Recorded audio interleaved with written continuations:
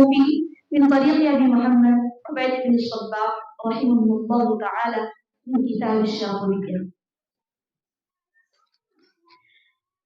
أعوذ بالله من الشيطان الرجيم.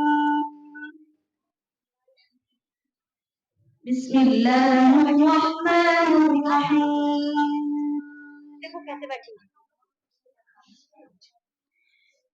تبارك الذي جعل في السماء بروجا وجعل فيها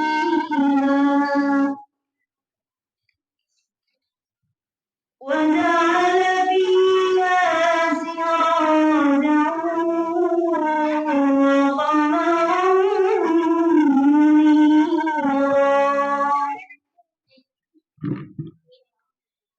وهو الذي جعل الليل والنهار خلفة لمن أراد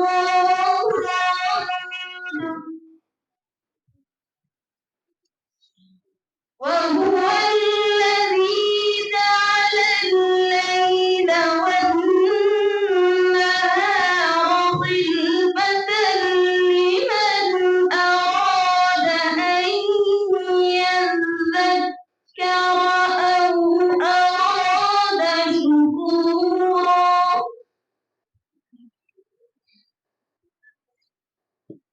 وعباد الرحمن الذين يمشون على الأرض هونا